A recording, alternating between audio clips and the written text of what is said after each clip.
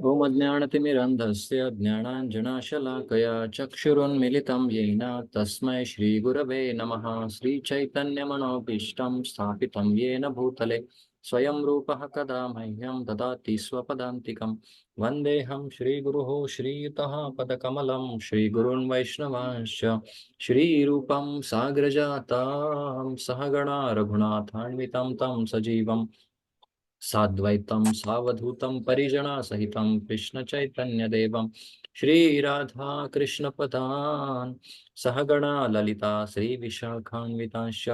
नमः ओं विष्णुपदाय कृष्णप्रेष्ठाय भूतले श्रीमते भक्तिवेदान्त स्वामिन् इति नामिने। नमस्ते सरस्वती देवे गौरवाणी प्रचारिणे निर्विशेष शून्यवादी पाश्चात्यदेशतारिणे। वाञ्छाकल्पतरुभ्यश्च कृपा सिन्धुभ्य एव च पतितानां पावनेभ्यो वैष्णवेभ्यो नमो नमः।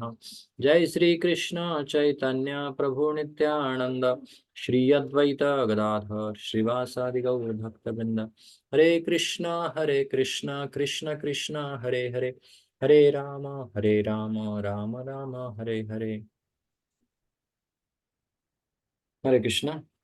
तर उपस्थित सर्व भक्तांचं सहर्ष स्वागत आहे। तर काल आपण काही कारणास्तव क्लास घेऊ शकलो नाही, परंतु काल सगळ्यांना होमवर्क दिला होता। तर किती भक्त आहेत ज्यांनी ग्रुपवरती एक्झाम दिलेली आहे, तुम्ही हँड रेज करू शकता। किती भक्तांनी एक्झाम दिलेली आहे?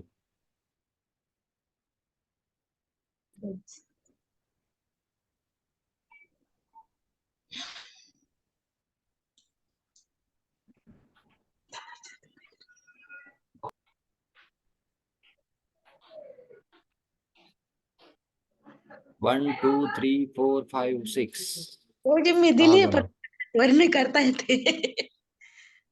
एकच मिनिट।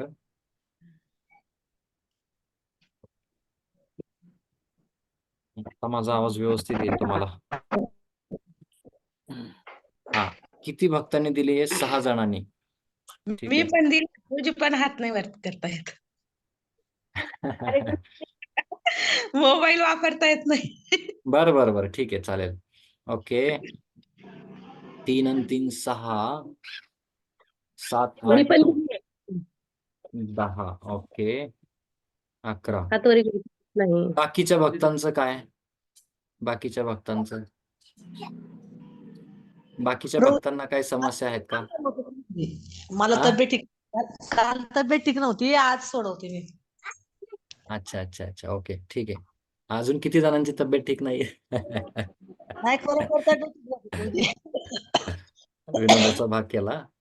तर बाकीच्या भक्तांनीही द्या।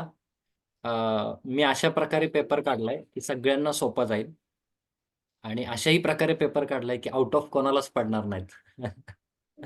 ठीक आहे।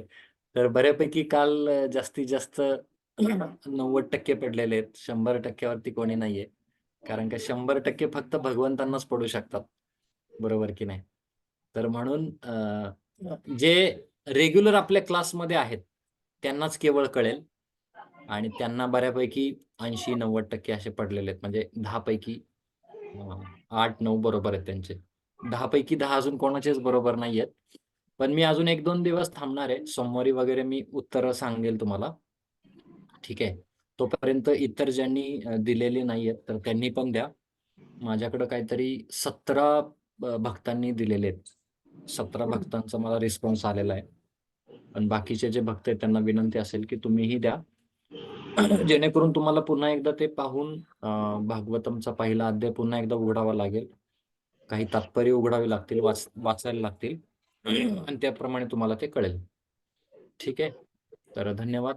बाकीचे जे भक्त आहेत ज्यांचे हात खालीच आहेत तर त्यांना विनंती आहे, आज उद्या सुट्टी आहे तुम्हाला, तर आज उद्याचा विनियोग तुम्ही करू शकता। आणि क्लिक करायचं, नाव टाकायचं, कॉन्टॅक्ट नंबर टाकायचा, आणि जे ऑप्शन आहेत, आणि ऑप्शन मी दिलेले आहेत, असं काही जास्त वेळ पण नाही लागणार, 5 मिनिटांमध्ये तुम्हाला एक्झाम देता येईल ती। ठीक आहे, तर याप्रमाणे तुम्हाला करायचंय।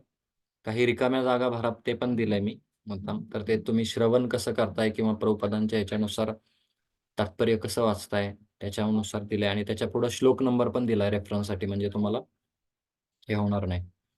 ठीक आहे. आणि मी रिझल्ट काय अनाऊन्स नाही करणार, डोंट वरी. काही भक्तांना 10-20% पण पडलेले आहेत. ठीक आहे. पण भगवंतांच्या याच्यामध्ये सगळे पास आहेत. बरोबर की नाही? जेव्हा चैतन्य महाप्रभू म्हणतात ना, जसं ऍडमिशन झालं की तुम्ही हँड खाली करू शकता, हे करू शकता. तर इथं फक्त आपल्याला प्रयत्न करायचे आहेत. बरोबर की नाही? God sees efforts and human sees result. तर भगवंत केवळ आपले प्रयत्न बघतात, तर तुम्ही त्या प्रकारे हे करू शकता. हरे 5 कृष्ण मिनिटामध्ये दिसायलेच ना ते आपल्याला किती पडले ते. काय खाली काय आपल्याला मार्क्स किती पडले ते पण कळायलंय ना ते ओपन केल्यावर. कळतंय का तुम्हाला? हा कळतंय कुठलं उत्तर चुकलंय ते. हो, अच्छा अच्छा अच्छा अच्छा. Okay okay okay. Very good very good. ठीक आहे. प्रभूजी मला नाही समजलं माझं ते. माझं माझं एक उत्तर चुकलंय. हा, तुमचं एक चुकलंय कालिंदा माताजी, बरोबर. हा सुरेखा माताजी, तुम्हाला पण कळालं असेल, पण तुम्ही ते पाहिलं नसेल. शेवटी मला वाटतं सबमिट केल्यानंतर येतंय ते. प्रभूजी मला नाही कळलं, त्याच्या सांगा खाली एक ना. ऑप्शन आहे ओपनचं, ओपन केलं की दाखवायले. ओके, ठीक आहे. ज्यांना ज्यांना नाही कळालं त्यांना पर्सनली पाठवण्यात येईल त्यांचं हे. ठीक आहे ना? मला किंवा पण जर नाही कळलं, प्रभूजी. मला हा, 6 मार्क पडले प्रभूजी. किती पडले? 6 मार्क पडले, पण मी पहिले अगोदर जॉईन नव्हती ना, मग त्यामुळे मला ते थोडं कळालं नाही. काही हा. प्रॉब्लेम नाही माताजी, काही प्रॉब्लेम नाही. सगळे पास आहेत. ठीक आहे ना? नाही काही प्रॉब्लेम कन्फ्युजन नाही. करणारे काही प्रश्न आहेत प्रभूजी त्याच्यामुळे. हा. माझं तर एक चुकतंय त्याच्यामुळेच ते कन्फ्युजन मुळे चुकले. हा, म्हणजे मी ते थोडंसं शफल केलेत आणि थोडंसं कन्फ्युजन काय केलंय, तर अहंकार नको वाढायला आपला. 10 पैकी 10 मला पडले, म्हणजे मी आता माझ्यापेक्षा भारी सेवन कोण नाही करू शकत, असं होऊ शकतं. आणि काही जणांना 10-20% पडलेत, ते माझ्यासाठी आहे की मी व्यवस्थित एक्सप्लेन करू शकत नाही तुम्हाला. तर दोघांचं पण शुद्धीकरण आहे, विद्यार्थ्याचं पण, आपल्या सगळ्यांचंच. ठीक आहे ना? चालेल. आपण या अगोदर ज्या 2 श्लोकांवरती चर्चा केली त्याच्याबद्दल कोण काही सांगू शकेल का? आपण काय चर्चा केली? क्विकली सांगा, जास्त वेळ नका लावू. फक्त थोडे मुद्दे तुम्ही हात घाला त्याला. येस, बोला माताजी. हरे कृष्ण. मी बोलू का? कोण बोलतंय हा, दुसरं? ठीक आहे. तुमचा आणि उषा धुरे माताजींचा हात वरती आहे. बरं. हम्म. चालेल, ठीक आहे. आपण आहे ना कशा पद्धतीने 8 आणि 15 मध्ये भक्तीची प्राप्ती आणि 16 आणि 22 मध्ये भक्तीचा विकास पाहिला. त्यानंतर केवळ श्रीकृष्णाचीच पूजा केली पाहिजे. भगवंतांना येथे सच्चिदानंद म्हटले आहे. जीवाचा स्वभाव तसाच आहे. 3 गुणाचे वर्णन केले, रज, तम आणि सत्व. या 3 गुणांनी आपण बांधलेला असतो, म्हणून आपण बद्ध. जो या गुणांनी बांधलेला नसतो ते मुक्त जीव असतात. सत्व, रज, तम या गुणांना कार्य केली जातात. या गुणांनी कार्य केली जातात म्हणजे प्रकृती गुण मानाने. गुणावतार 3 गुणाद्वारे कार्य करतात, त्यांना गुणावतार म्हणतात. सत्व गुणात विष्णू, रजगुणात ब्रह्म, तमगुणात शिव. ब्रह्म, विष्णू, महेश हे गुणावतार आहेत. निर्मिती, पालन, पोषण, म्हणजे क्रियाशील म्हणजे बीज, आणि मेंटेनन्स म्हणजे अंकुर, रोपट, जसं आपण वृक्ष लावतो तसं. ते मेंटेनन्स, खायचे पालन पोषण, आणि भंगार म्हणजे ड्रेस्टेशन, काय ते मला नीट नाही लिहिता आलं, जन्म होतो. पालन करणारे विष्णू आहेत. आणि प्रभुपाद सांगतात की भगवंतांचे विस्तार म्हणजे बलराम, संकर्षण, नारायण आणि वासुदेव. द्वितीय संकर्षण म्हणजे वासुदेव. संकर्षणापासून पुरुष अवतार. नंतर सत्वगुणाचे अधिष्ठाते शिरदोक्षाही विष्णू हृदयात असतात. ते दुधाच्या सागरात पडतात, म्हणून त्यांना हे म्हणतात, शिरदोक्षाही विष्णू म्हणतात. शिव व ब्रह्मा रज तम गुणाच्या अधिष्ठाते आहेत. ब्रह्म सृष्टीची निर्मिती करतात आणि विष्णू पालन पोषण आणि शिवजी संहार करतात. 6 ते 10 सत्वगुण दिव्य आध्यात्मिक गुणासाठी असते. जप नाही झाला तर दिवसभर करत राहतो आपण. नंतर एखाद्याला आपल्याकडून, समजा आपण त्याचं उदाहरण सांगितलं तुम्ही, का एखाद्याने जर आपल्याकडे 20,000 रुपये नेले, तर ते समजा तो म्हणला 8 दिवसांनी देतो, तर त्याने 8 दिवसांनी फक्त आपल्याला 5,000 दिले, नंतर 15 दिवसांनी 5 दिले, नंतर 5 दिवसांनी 5 दिले. याचा अर्थ म्हणजे जप आपण हा वेळेतच केला पाहिजे, नंतर पुढं मागं नाही केला पाहिजे. एकच ह्याच्यातच केला पाहिजे 16 माळा जप, आणि ते 10च्या आतच जप झाला पाहिजे. नंतर आनंद प्रभू प्रश्न विचारतात महाराजांना की मी स्टॉक मार्केटमध्ये काम करतो. तर महाराज म्हणले तू मार्केटमध्ये जाण्यापूर्वी म्हणजे तू काम कर, पण त्याच्यात जाण्यापूर्वी तू पहिल्या 16 माळा जप कर. नंतर ते आनंद प्रभू फक्त 3 वेळा ते हे करतात आणि मग 3 वेळा त्यांचा जप चुकतो. तर ते एकदा ते मार्केटला आग लागते म्हणून एकदा ते काम एक इमर्जन्सी कामात होते असे. नंतर एकदा आनंद वृंदावन प्रभूजी इतरांनाही म्हणजे आनंद वृंदावन प्रभूजी इतरांनाही प्रेरणा देतात, तो स्वतः त्याचं पालन करतात. नंतर हरिदास ठाकूर म्हणतात महाप्रभूंना, की ज्याचे आचरण चांगले असते ते त्याचा प्रचार पण चांगला असतो. कुठलीही सेवा केली पाहिजे, जसे बोलतो तसे आपण आचरण केले पाहिजे. वैष्णवांचा अपराध केला तर त्याचा आपल्या जपावर परिणाम होतो. विष्णूंना प्रसन्न करणे हे मनुष्याचे ध्येय आहे. शांश आणि विभिन्न असे 2 त्यात सांगितलेले अंश आणले. तर जो स्वामी व्हायला बघतो तो बद्ध. तसं 4 लाख प्रकारचे मनुष्याचे योनी आहेत. म्हणजे कृमी, कीटक, जलचर असे. मग कारागृह म्हणजे जन्म, मृत्यू, जरा, व्याधी. प्रत्येक क्षणी आपण विचार करायला पाहिजे की त्याबद्दल भवसिंधू, ताराबाई भवसिंधू. भौतिक जगात राहायचे असेल तर इतर देवी देवतांची पूजा करणे. जे लोक भगवान श्रीकृष्णाला सामान्य म्हणतात ते देवी देवतांकडे जातात. आणि जे एका मुलाचे समजा तुम्ही त्यात उदाहरण सांगितलं. एक मुलगा पहिल्या बाबाकडे जातो, त्यांना तो ₹20 मागतो. तर ते त्याला देतात. पण दुसरे जातो तो ते विचारतात ₹20 मागतात, तर ते देत नाही. ते त्याला विचारतात का तुला कशासाठी पाहिजे? तो मुलगा म्हणतो सिगारेट ओढायसाठी. तेव्हा ते त्याच्या कानाखाली वाजवतात किंवा त्याला मारतात, हे बोलतात. तर यापैकी आपल्याला असं सांगितलं का कुठले बाबा बरोबर आहेत? का आपल्याला ते दुसरे बाबा बरोबर आहेत? का तर ते म्हणजे भगवंत, स्वतः भगवंत चांगला रस्ता दाखवतात. नंतर गजेंद्र आणि गजेंद्राला मगरीने पकडले तेव्हा भगवंतांनी त्यांची सुटका केली. 1000 वर्षभर त्यांचं हे चालू होतं. नंतर देवी देवतांकडे शिवजीकडे आपण भक्ती मागितली पाहिजे. नंतर लोमस ऋषी त्यांचे सांगितलं की त्यांच्या शरीरावर जेवढे केस होते ना तेवढे 1000 वर्ष ते जगतात. पण ते म्हणतात की आपल्याला जेवढे आयुष्य आहे तेवढे आपण भक्तीत घालवले पाहिजे किंवा भक्ती केली पाहिजे. एका व्यक्तीचा मृत्यू झाला तेव्हा महाराज म्हणाले की त्याला 16 माळा जप झाला का? का तर जप झाल्याशिवाय त्याला उच्च गती मिळत नाही. प्रभुपादांनी पण एक सांगितलं का मरणाच्या वेळी सुद्धा भागवतम आठवत होते प्रभुपाद. तसं आपण मरणाच्या वेळी सुद्धा भक्तियोग आठवला पाहिजे. आणि शबरीचा भाव कसा सांगितलाय त्यांनी उष्टी बरोबर भगवंताला दिली, ती पण त्यांनी आनंदाने खाल्ली. आणि शिवाय विदुर राणीने सुद्धा केळी सोलली आणि त्यांना साल दिली भगवंताला, ते पण त्यांनी आवडीने खाल्ली. का तर त्याच्या मागची त्यांची भावना महत्वाची होती. सर्वांना जन्ममृत्यूच्या फेऱ्यात जायचे असते. ब्रह्मदेवापासून तर मुंगीपर्यंत. म्हणून देवी देवतांकडे जायचे नसते, आपण डायरेक्ट भगवंताकडे जायचे असते. ते आपल्याला भक्ती प्रदान करतात. दुसरं कोण सांगतंय का?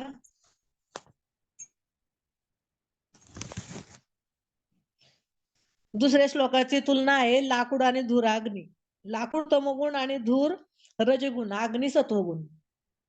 त्यानंतर पृथ्वी विकार त्याच्यापेक्षाही श्रेष्ठ प्रमुख. म्हणजे लाकडापेक्षा धूर श्रेष्ठ, धुरापेक्षा अग्नी श्रेष्ठ. आणि त्यापेक्षा भगवंताची भक्ती शकतात. तमोगुण असला तर गुरुचा साह्याने तो वर येऊ शकतो. प्रत्येकाला अधिकारचा चांगला स्तर जाणू शकतो. आणि आध्यात्मिक गुरूंनी तत्व जाणलेले असते व आई वडिलांकडे अनुभव जास्त असतो. व अशा व्यक्तींना आपण नतमहाराणीचे नाव पण दुसरे विद्यार्थीने होते. अर्जुन हिरो असतो, त्यांनी भगवंताकडून मार्गदर्शन घेतलेले असते.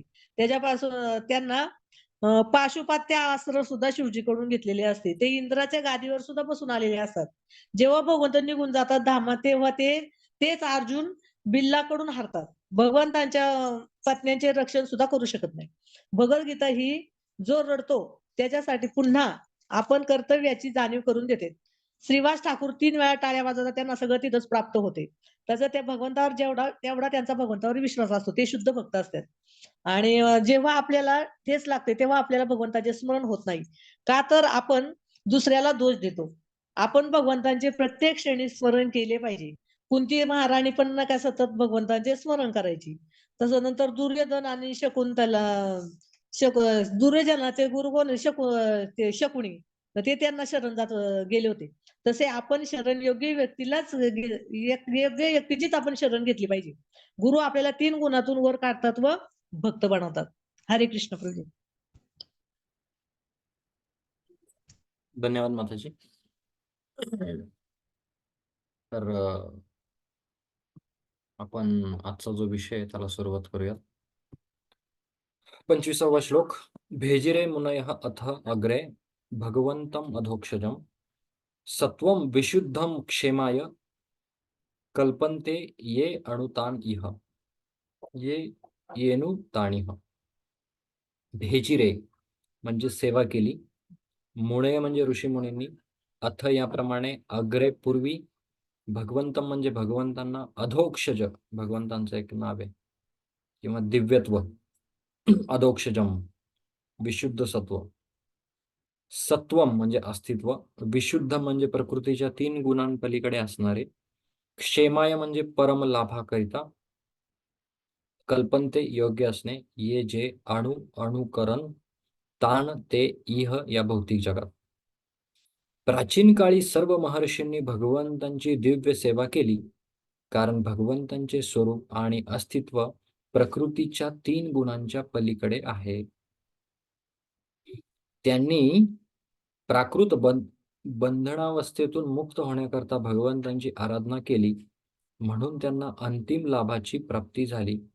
जो कोणी अशा थोर अधिकारी पुरुषांना अनुसरतो तो सुद्धा भौतिक जगताच्या बंधनातून मुक्त होण्यास पात्र होतो.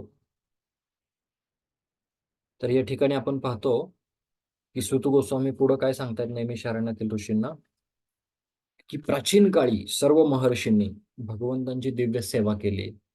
काय सेवा केली? का सेवा केली? तर भगवंत हे कसे आहेत? भगवंतांचं स्वरूप आणि भगवंतांचं अस्तित्व हे प्रकृतीच्या 3 गुणांच्या पलीकडे आहे. म्हणून आपण म्हणतो की आपण बद्ध जीव आहोत आणि काही मुक्त जीव असतात, बरोबर की? तर बद्ध म्हणजे काय? जो 3 दोऱ्यांनी बांधला जातो त्याला बद्ध असं म्हणतात. त्या 3 दोऱ्या कुठल्या? एक सत्वगुणाची दोरी, एक रजोगुणाची दोरी आणि एक तमोगुणाची दोरी. म्हणून आपण पाहतो की आपण बद्ध आहोत या जगामध्ये. कोणी म्हणेल की कसं बद्ध आहे? आम्ही तर एकदम स्वराटे, सैराटे, बरोबर की नाही? तर नाही असं. तर आपण रात्र झाल्यानंतर जेव्हा अंधकार पडतो तेव्हा आपल्याला दिसत नाही, बरोबर की नाही? याच्यावरून आपण समजू शकतो की आपण 3 गुणांच्या खाली आहोत. यस माताजी, प्रश्न आहे तुमचा काय? हो प्रभूजी. हरे हा. कृष्ण, दंडवत प्रणाम. हा. मला ना प्रभूजी सत्वगुणाच्या ह्याच्यामध्ये आपण बद्ध कसे असतो ते समजत नाही.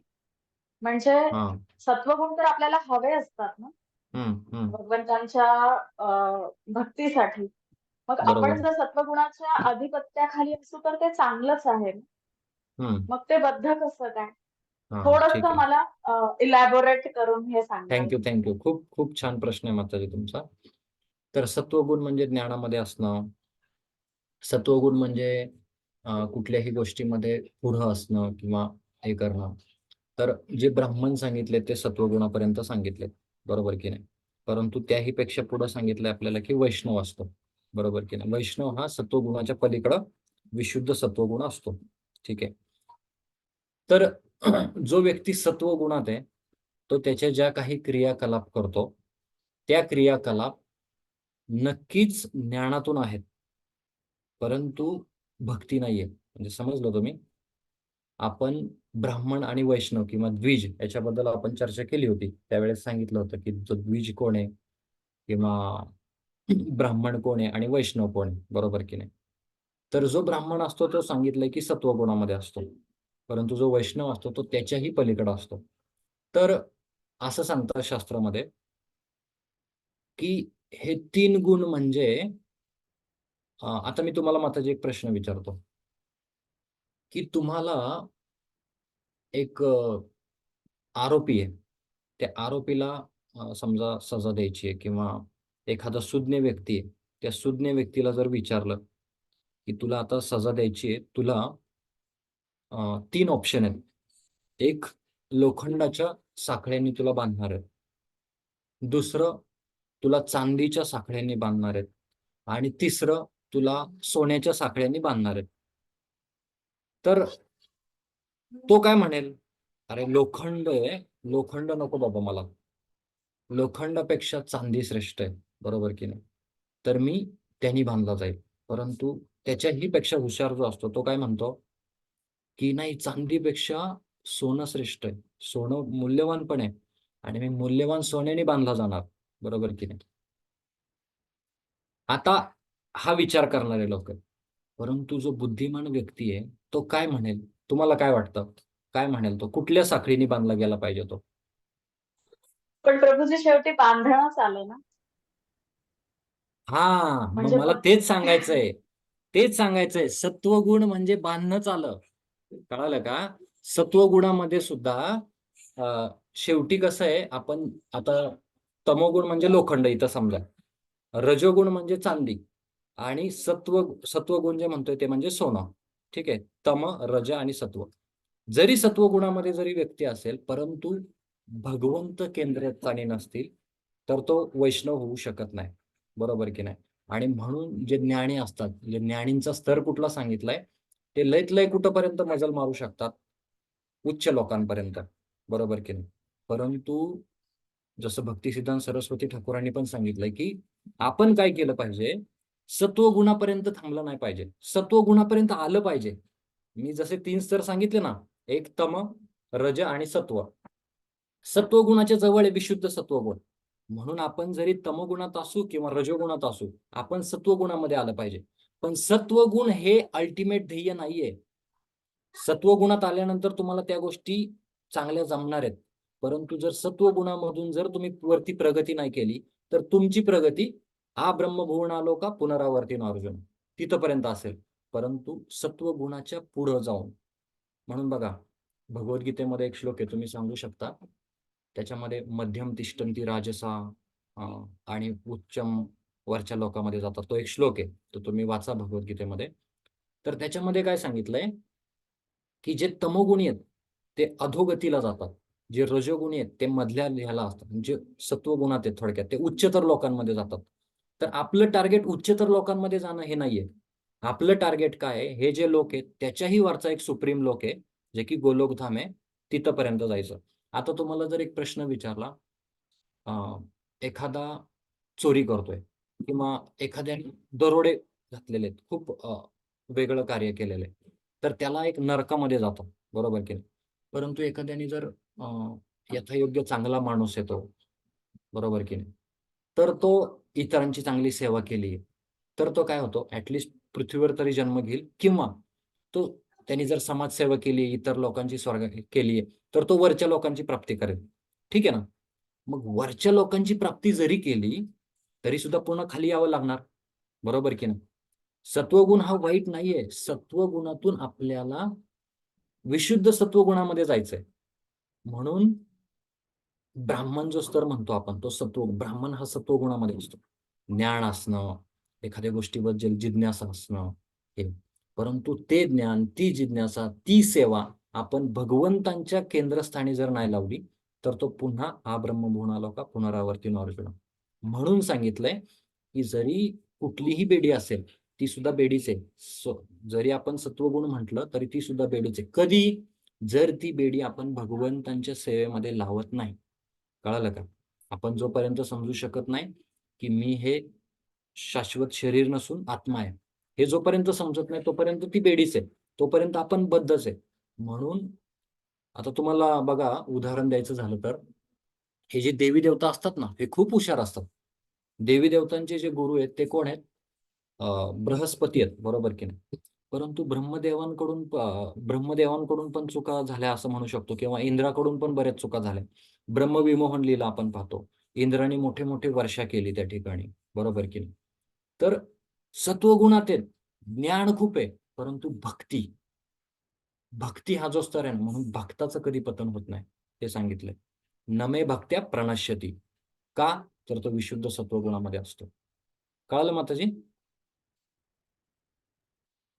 हो हो प्रभूजी, थँक्यू. हम्म. हरे कृष्ण दंडवत. तर प्राचीन काळी सर्व महर्षींनी भगवंतांची दिव्य सेवा केली, कारण भगवंतांचे स्वरूप आणि अस्तित्व प्रकृतीच्या 3 गुणांच्या पलीकडे आहे. तर भगवंतांना अपौरुषेय म्हणतात. अपौरुषेय म्हणजे भगवंत हे सामान्य पुरुष नाही आहेत. आपल्या सगळ्यांना माहिती आहे की भगवंतांमध्ये जसं सामान्य मनुष्यांमध्ये 4 दोष आहेत. कुठले 4 दोष आहेत? कोण सांगेल? एक एक सांगा, प्रत्येकाने एक एक सांगा अनम्यूट करून. कुठले 4 चुका दोष आहेत? चुका चुका करणे, करणे झालं. हा, ठीक आहे. अजून दुसरं सांग. फसवण्याची वृत्ती, तुम्हीच का सांगितलं फसवण्याची वृत्ती? तुम्ही एक चूक केली. एकाने एकच सांगायचं. हा, चला. भ्रम भ्रम भ्रमात असणे, चुका करणे 2 झालं. हा, तिसरा अपूर्ण इंद्रिय, अपूर्ण इंद्रिय झालं. चौथं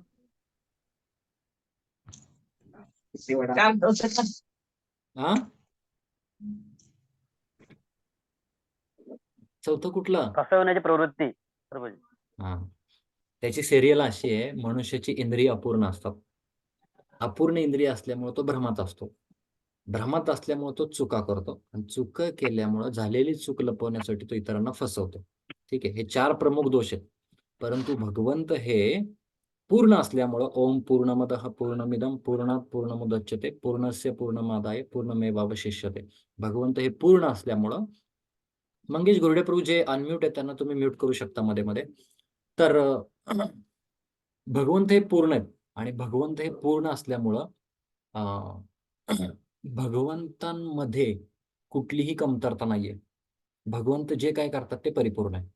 बरोबर. भगवंतांनी भौतिक जगत जरी बनवलंय तरी ते सुद्धा परिपूर्ण आहे. बरोबर की नाही? कारण का हे कसं आहे की आपल्याला जे आपण डिमांड करतो तिथं आपल्याला सप्लाय भेटतो. बरोबर की नाही? अशी कुठलीच गोष्ट नाही एखादा व्यक्ती इच्छा करतोय आणि त्याला ती भेटत नाही. म्हणून एवढ्या योनिक आहेत, 84 लाख योनिक आहेत. तर प्रत्येक जीवाच्या प्रत्येक नाना इच्छा आहेत. मला असं उडायचंय, हवेत उडण्याची इच्छा, झाला पक्षी. मला मांस खायचंय, झाला वाघ. बरोबर की नाही? नाना प्रकारच्या इच्छा आहेत. त्या नाना प्रकारच्या इच्छामुळे भगवंत काय करतात? मागणी तसा पुरवठा. साधा सोपा नियम आहे भगवंतांकडे. आणि हे भगवंत सामान्य नाहीयेत. म्हणून पुरुष एक सामान्य म्हणतो आपण व्यक्ती किंवा माणूस हा चुका करतो कारण का त्याची इंद्रियच मुळात चुकीची आहेत. इंद्रियच अपूर्ण आहेत. अपूर्ण इंद्रियांमुळे किती जरी तुम्ही हे प्रयत्न केला तर तुम्हाला ते समजणार नाही. तसं उदाहरण घेतो आपण, मिस्टर फ्रॉग. तर प्रभुपाद नेहमी उदाहरण सांगतात हे. एक विहिरीतला बेडूक असतो आणि एक अटलांटिक महासागरातला बेडूक असतो. ठीक आहे. तर ते एकदा येतात.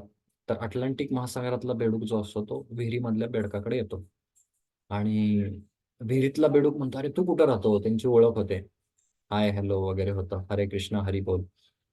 आणि हे झाल्यानंतर विहिरीतला बेडूक त्या बेडकाला विचारतो की तुझं कुठं वास्तव्य कुठं आहे, तुझं घर कुठं आहे?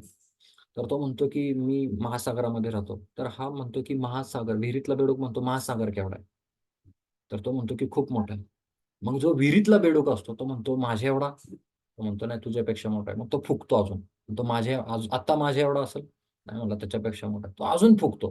तो एवढा मोठा होतो फुगून. बेडूक फुकतो ना, तर तो एवढा आहे का? नाही.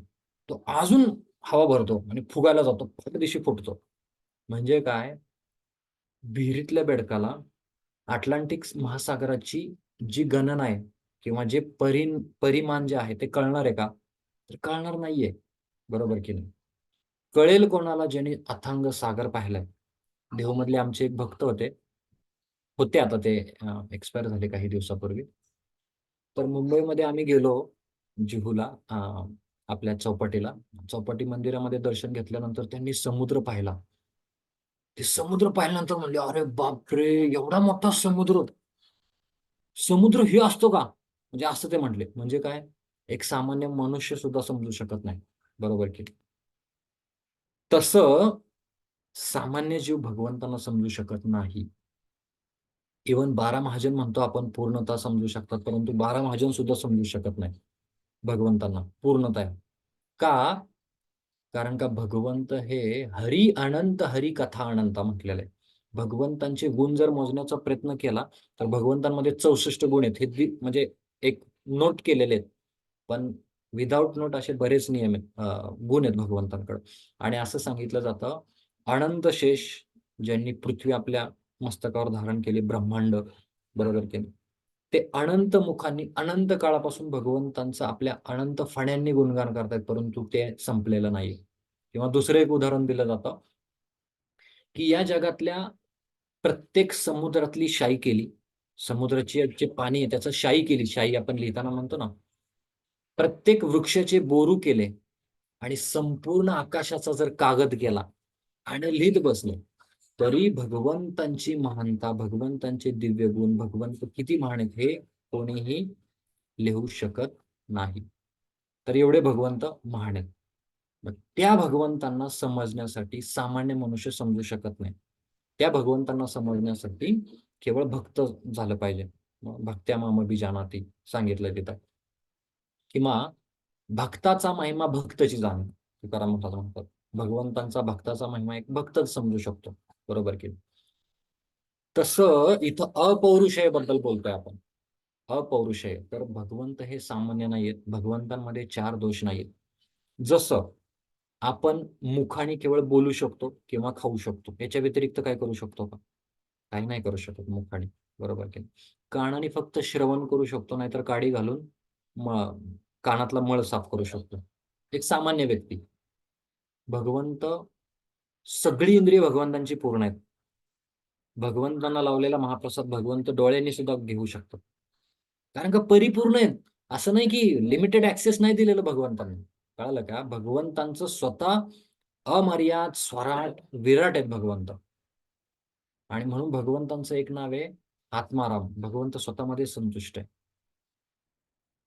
म्हणून आपण हे जाणलं पाहिजे की ते भगवंत अपौरुषेय आहेत. म्हणून शास्त्रांना अपौरुषेय शास्त्र म्हणतात. अपौरुषेय म्हणण्याच्या पाठीमागचा आशय काय, की सामान्य पुरुष नाहीत भगवंत. भोक्ताराम यज्ञ तपसाम सर्व लोक महेश्वर, बरोबर की. तर अशा भगवंतांची दिव्य सेवा महर्षींनी केली, कारण भगवंतांचे स्वरूप आणि अस्तित्व प्रकृतीच्या 3 गुणांच्या पलीकडे आहे. भगवंतांचं स्वरूप कसं आहे? स्वरूप म्हणलं की एक गोष्ट लक्षात ठेवायची, सत, चित आणि आनंद. सत म्हणजे शाश्वत, चित म्हणजे ज्ञानमय, आनंद म्हणजे आनंदमय. तर हे भगवंतांचं स्वरूप आहे. जीवाचं पण स्वरूप तेच आहे. जीवाचं पण स्वरूप तेच आहे.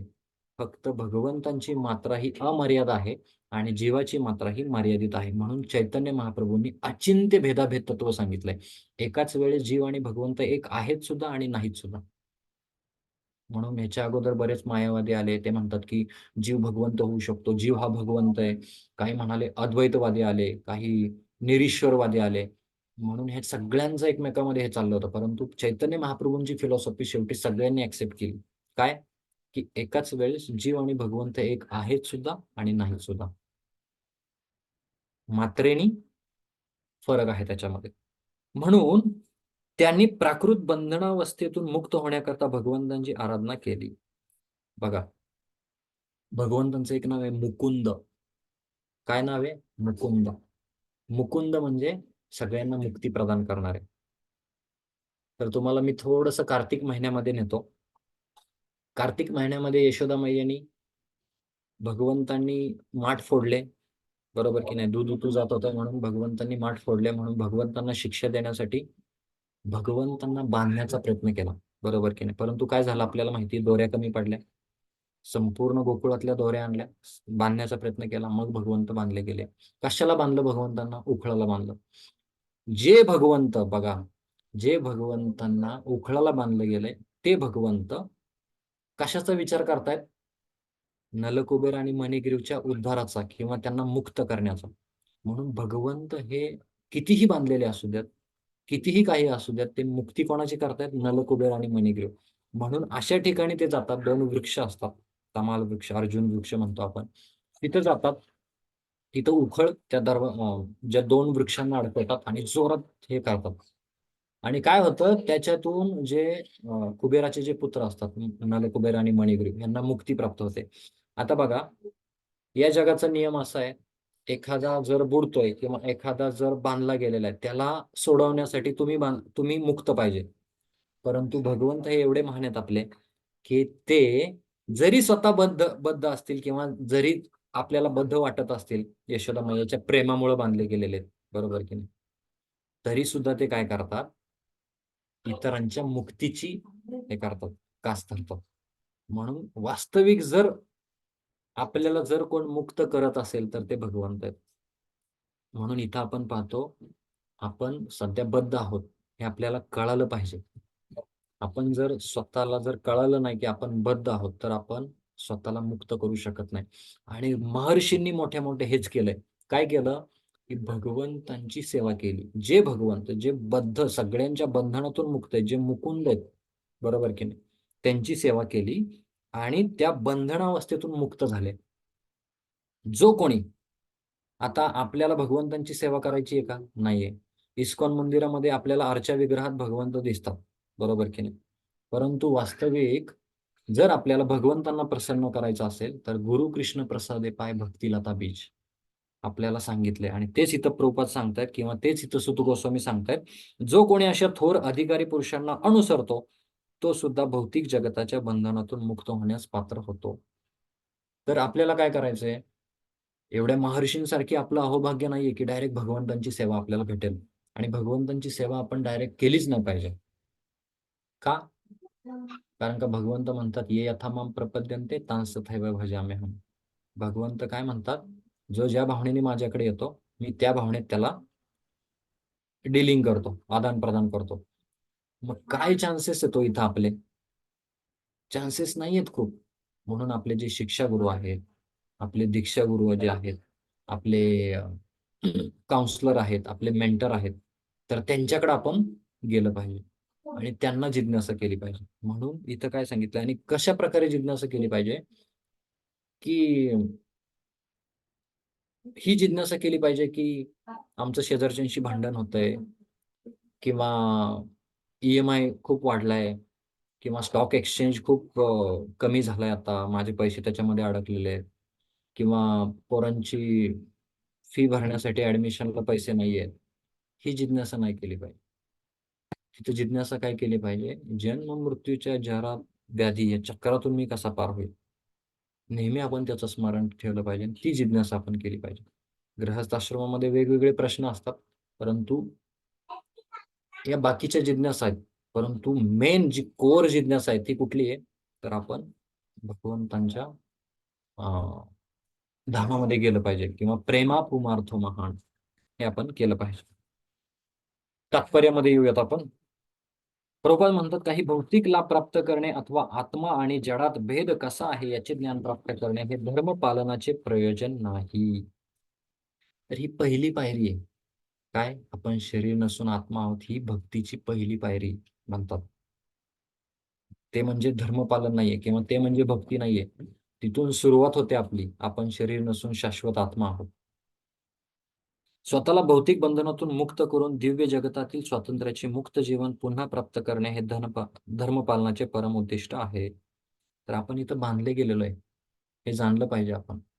आपण इथं हे केलं पाहिजे चिंतन की कशा पद्धतीने मी या ठिकाणी अडकलोय, बरोबर की नाही? या ठिकाणी मी दुःख भोगतोय. या ठिकाणी मी काय करतोय की मनुष्य जन्म पाहिया, राधाकृष्ण ना भजिया, जाणिया शुनिया विष खाईन. जाणून बुजून विष खाल्ल्यासारखं करतोय या विषय वाचण्यामध्ये, विषय लोकांमध्ये. तर हे आपण जाणलं पाहिजे. म्हणून परम उद्दिष्ट काय आहे? जसं की राधेश्याम प्रभू नेहमी एक उदाहरण देतात. आपण एका बंद खोलीमध्ये आहोत, जेलमध्ये आहोत.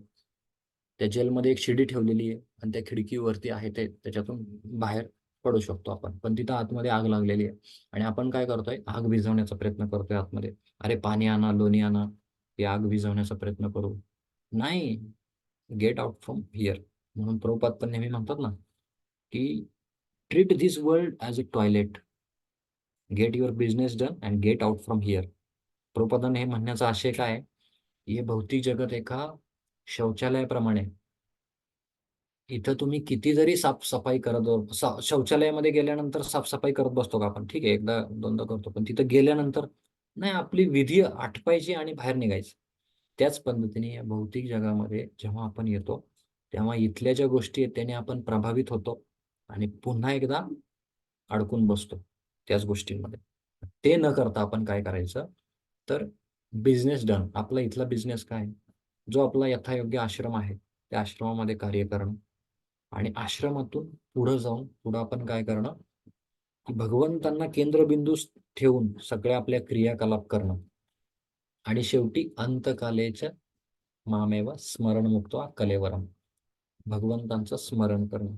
तर हा अंतिम उद्देश आपला असला पाहिजे. हे परमोद्दिष्ट आहे.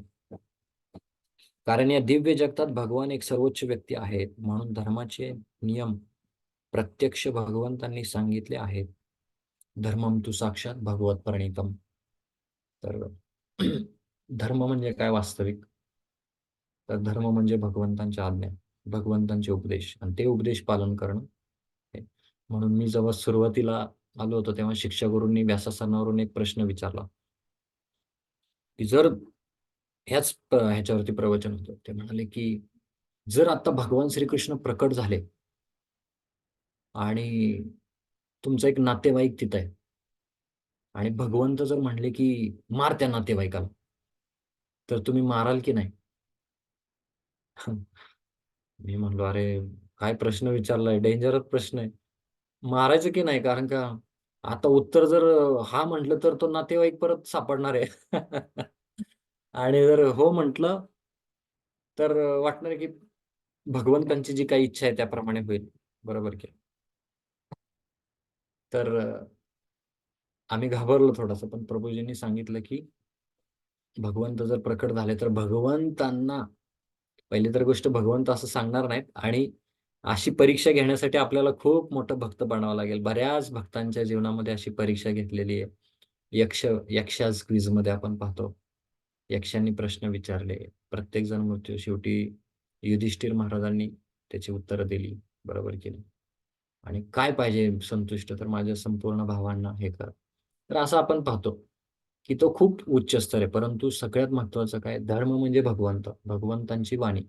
म्हणून आज तथाकथित मी अमुक धर्माचा, मी तमुक धर्माचा म्हणून मिरवणं हा खरा धर्म नाहीये. म्हणून प्रभुपाद म्हणतात हे मिथ्या धर्म आहेत, हे शरीराला आधारित धर्म आहेत. मी या ठिकाणी जन्मलो म्हणून माझा हा धर्म, मी त्या ठिकाणी जन्मलो म्हणून माझा हा धर्म. वास्तविक सगळ्या धर्माचा एकच उद्देश आहे, ते म्हणजे भगवंतांची प्रेममयी सेवा.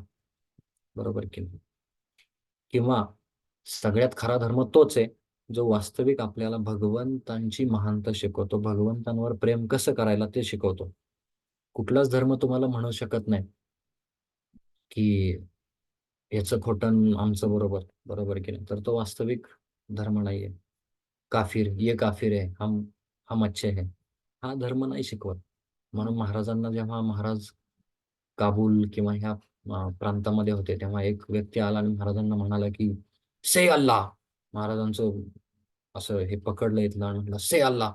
महाराज म्हणले, अरे अल्लाह बोलायला लावतोय का वधवून घेतोय काय माझ्याकडून? तर महाराज म्हणले अल्लाह. म्हणला लाउडर, से अल्लाह.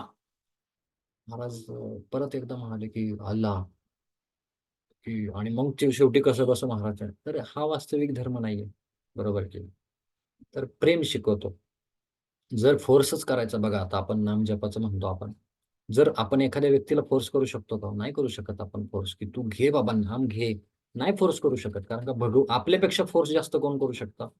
तर अचिंत्य आणि सर्व गुण संपन्न भगवंत आहेत, ते जास्त फोर्स करू शकतात. पण ते पण फोर्स करत नाही. ते फक्त वाट पाहतात की कधी माझ्याकडे येईल. बरोबर की नाही? त्यामुळं भगवंत किंवा भक्ती ही प्रेममयी सेवा आहे. म्हणून जी काही आपण सेवा करतो त्याच्यात प्रेमाने केलं पाहिजे आपण. मी नेहमी चिंतन करत असतो या गोष्टीचं, की कसं पद्धतीने एखाद्याने सांगितलंय म्हणून नाही, सांग काम्या हो नाम्या म्हणून नाही, तर आपल्याला हृदयातून वाटलं पाहिजे, अरे ही जी सेवा आहे ना ही भगवंतांना संतुष्ट करणारी आहे. संसिद्धीं हरितोषणम. म्हणून त्या भगवंतांची सेवा करण्यासाठी आपण नेहमी तत्पर असलं पाहिजे आणि हृदयामधून ती सेवा केली पाहिजे. महाजन किंवा भगवंतांचे अधिकृत प्रतिनिधी यांच्या व्यतिरिक्त कोणीही धर्माचे रहस्य जाणत नाही. तर असं म्हणतात की महाजन येणं गतास पंथा. जे महाजन आहेत, आडनावाचे नाहीये, कोणाचं आडनाव असेल तर क्षमा करा. तर महाजन म्हणजे हे 12 महाजन आहेत. प्रल्हाद, जनको, भीष्म, कपिलो असा श्लोक आहे. त्याच्यामध्ये 12 महाजनाची वैया सखी वगैरे वगैरे आहे त्याच्यामध्ये. तर ते 12 महाजन भगवंतांना जाणतात असं सांगितलं. बरोबर. म्हणून त्यांचं महाजन येणं गथास पंथा. ज्या ज्या ह्यानी महाजन गेलेत, महान ऋषी गेलेत, महान आचार्य गेलेत, त्यांच्या ह्याने आपण गेलं पाहिजे. ठीक आहे ना? पुढं आपण पाहतो भगवंतांचे जे 12 विशिष्ट प्रतिनिधी महाजन आहेत त्यांना धर्माचे प्रयोजन समजते आणि ते सर्वजण भगवंतांची दिव्य सेवा करतात. बघा, एवढं जरी समजलं की भगवंतांना, काही लोक म्हणतात ना, आम्ही भगवंतांना मानतो, तर हा भगवंत हे मानण्याचा विषय नाही. मग त्याची लास्ट प्रश्न विचारू आपण, जर तुम्हाला काय असेल मग प्रवचनाच्या अंती आपण विचारू. थँक्यू. तर भगवंत ही मानायची गोष्ट नाहीये, भगवंत ही जाणण्याची गोष्ट आहे, बरोबर की नाही? म्हणून भगवंत काय म्हणतात, जन्म कर्मचे मे दिव्यम एवं यो वेत्ती तत्वतः त्यक्त्वा देहम पुनर्जन्म नैति मामेती सोर्जुन. तर भगवंत हे जाणण्यायोग्य आहेत. म्हणून शेवटी आपण हेच समजलं पाहिजे, एकतर 12 महाजन गेले त्यांचं अनुगमन आपण केलं पाहिजे, आणि दुसरी महत्वाची गोष्ट म्हणजे भगवंतांची सेवा केली पाहिजे. किंवा प्रभुपाद नेहमी म्हणतात की तुम्ही एक गोष्ट फक्त जाणून घ्या, की भगवंतांना आपण कधीही जाणू शकत नाही, हीच गोष्ट आपण समजू शकतो. ठीक आहे ना? भगवंतांना आपण कधीही जाणू शकत नाही. आणि शेवटी आपण पाहतो, ज्या लोकांना आपले स्वतःचे हित करण्याची इच्छा आहे त्यांनी महाजनांचे अनुसरण करावे आणि अशा रीतीने परमहिताची प्राप्ती करावी. हित हित म्हणतो ना आपण, आपलं जे काही हित असेल तर ते आपुलिया हिता जो असे जागता, धन्य माता पिता तयाची या, कुळी कन्या पुत्र होतीचे सात्विक, तयाचा हरिक वाटे हेव, गीता भागवत करीती श्रवण, अखंड चिंतन विठोबाचे. बरोबर की? तुकाराम महाराजांनी पण हेच सांगितलं की आपुलिया हिता जो असे जागता, जो आपल्या हितासाठी जो जागताय ना, धन्य माता पिता तयाची, जो भगवत भक्त आहे त्याचे माता पिता धन्य आहेत, त्यांना मी दंडवत प्रणाम करतो, तुकाराम महाराज म्हणतात. कुळी कन्यापुत्र होतीचे सात्विक, तया हरीचा वाटे हेवा. ज्या कुळामध्ये कन्यापुत्र जे आहेत, मुलं जी आहेत ती भगवत भक्त होतात, त्यांचा हेवा म्हणजे आनंद वाटतो, तुकाराम महाराज म्हणतात. गीता भागवत करीती श्रवण, अखंड चिंतन विठोबाचे. आपण जीवनामध्ये गीता आणि भागवताचं श्रवण, पठन, अध्ययन केलं पाहिजे, ते पण तुकाराम महाराजांनी सांगितलंय. तर या पद्धतीने आपण जेव्हा करू आणि तेव्हा महाजनांचं अनुसरण करू, तेव्हा आपलं परमहित होणार आहे. किंवा आपण जी बद्धता आहे त्याच्यावरती आपण चर्चा करतोय, 3 गुणांनी आपण बांधले गेलेलो आहे, तर ती बद्धता या ठिकाणी आपण त्या बद्धतेतून आपण मुक्त होऊ शकतो. म्हणून नेहमी आपण हे लक्षात घेतलं पाहिजे की आपण बद्ध आहोत, आपण बांधले गेलेलो आहोत. बांधले गेलो आहोत म्हणजे आता समजा तुम्हाला एक उदाहरण देतो. एक जी गायी असते, तर त्या गायीला मोठा दोरा वापरलाय, दोरी जे काही आहे, रस्सी वगैरे, तर तेवढ्या याच्यामध्ये ती फिरू शकते. तसं आपण या पृथ्वीवर कुठेही जाऊ शकतो, पण अशी अनंत कोटी ब्रह्मांड आहेत, 14 माळ्यांची बिल्डिंग आहे, बरोबर की नाही? अतल, तलातल, खाली पाताळ, ब्रह्मलोक, सत्यलोक, महरलोक, तपलोक वगैरे वगैरे. अयोध्या धाम आहे, त्याच्याही वरती जाऊन वैकुंठ आहे, वैकुंठाच्याही पलीकडे गोलोकधाम आहे, बरोबर की नाही? तर असं एवढा मोठा अथांग असा प्रदेश आहे, त्याच्यामध्ये आपण काय करतोय की इथं आपण मुक्त आहे असं समजतो. तर ही वास्तविक खरी मुक्ती नाहीये. खरी मुक्ती तेव्हाच होईल आपली जेव्हा आपण हे जे महाजन आहेत, या श्लोकाप्रमाणे महाजनांनी जी सेवा केली त्यांचं अनुसरण करू. म्हणून आपण का हरिनामावरती जोर देतो? तर चैतन्य महाप्रभूंनी आपल्याला सांगितलेलं आहे, कलिकाले नामरूपे कृष्णावतार. किंवा चैतन्य महाप्रभूंनी जे शिक्षाष्टकम दिलंय, त्या शिक्षाष्टकमामध्ये सुद्धा ह्या गोष्टी सांगितलेल्या आहेत. म्हणून वेगळं काय करायची गरज नाहीये. आपल्याला वाटतं ना, एकदा व्यक्ती प्रभुपादांकडे आला आणि प्रभुपादांना म्हणाला की प्रभुपाद, काहीतरी मला पर्सनल इन्स्ट्रक्शन द्या, काहीतरी करू वाटतंय, माझ्या हात लय सरसरत आहेत. प्रभुपाद म्हणले, काय नाही, मला जे वाटतंय ना ते मी सगळं पुस्तकांमधून ह्याच्यामधून दिलेलं आहे, आणि तुला तेच कर. 4 नियमांचं पालन कर, 4 गोष्टींचा संग कर, ABCD, बरोबर की नाही? आणि भक्तीमध्ये टिकून राहा, बस. तर आपल्याला वेगळं काय करायची गरज नाहीये.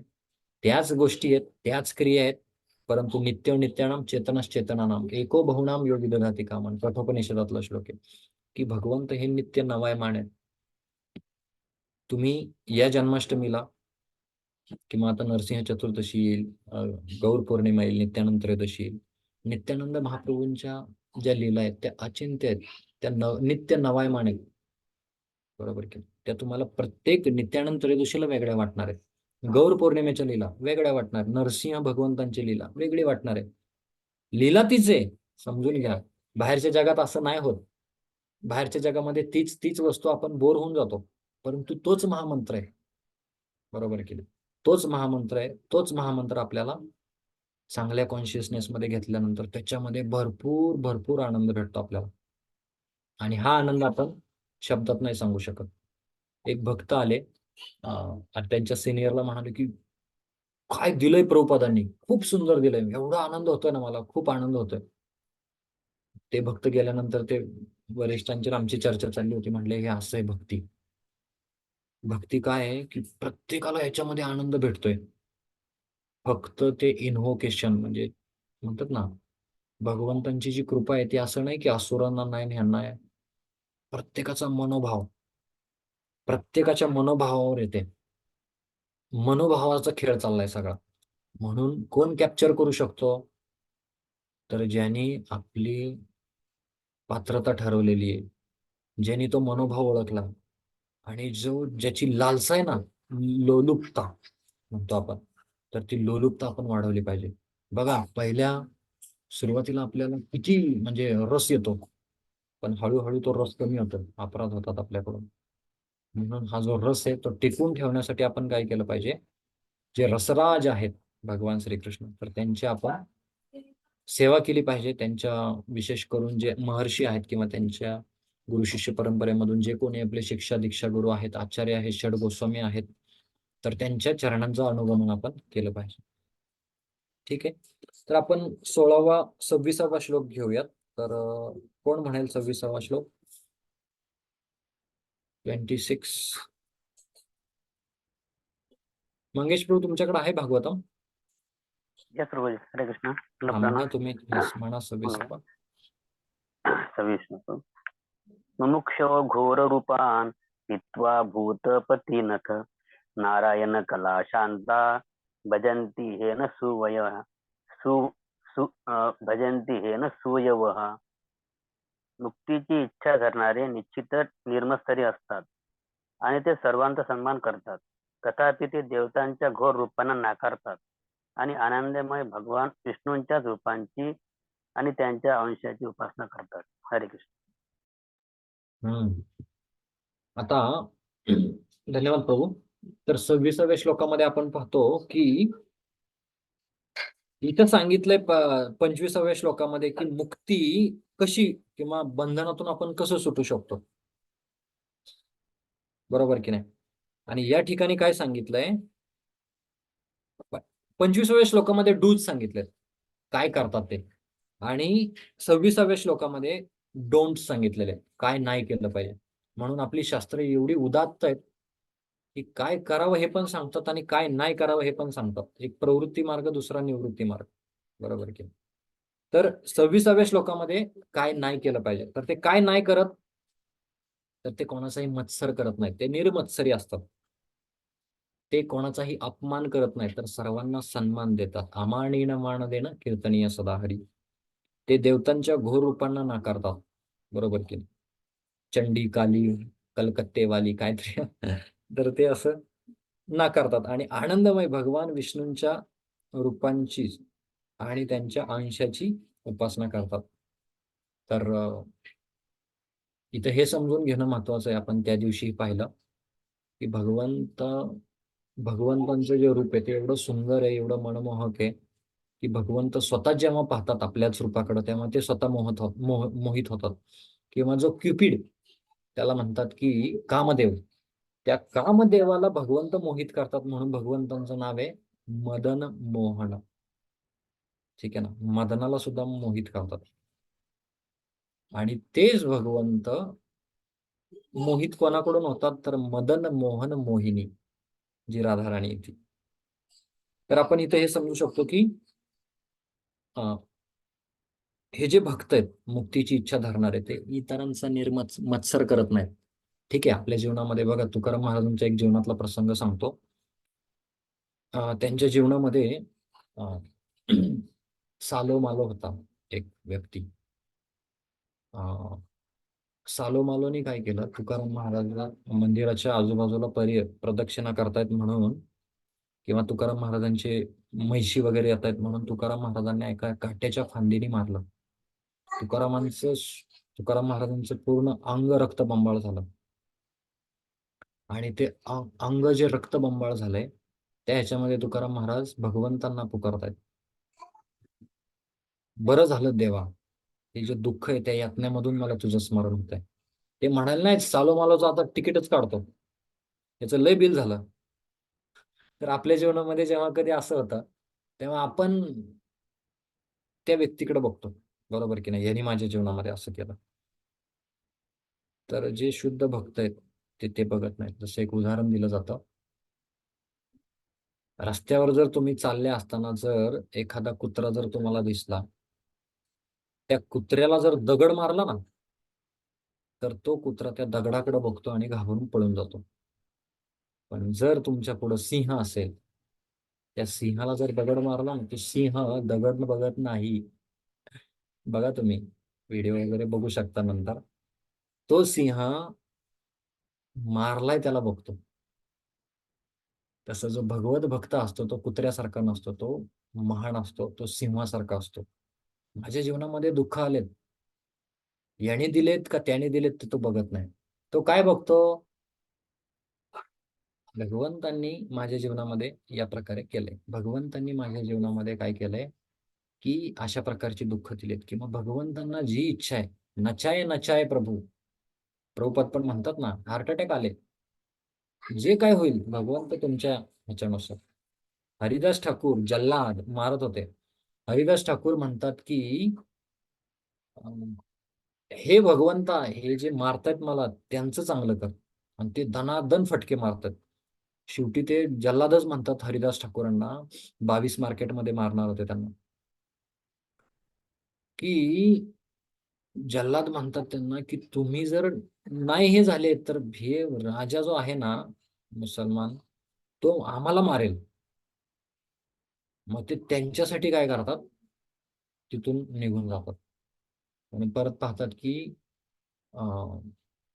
योगक्षेम वहामे हम, किंवा भगवंतांनी स्वतः चैतन्य महाप्रभूंनी ते फटके खाल्लेले असतात. हरिदास ठाकूरांना अजिबात.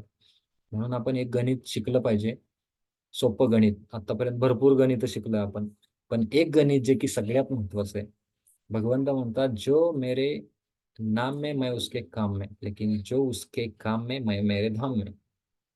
म्हणून कोणी कितीही आपल्या जीवनामध्ये संकट टाकू द्यात, कोणी कितीही टाकू द्यात, आपल्याला एक गोष्ट माहिती आहे की भगवंत आहेत, आणि भगवंत माझं परिपूर्ण रक्षण करणार आहे त्याच्यामध्ये.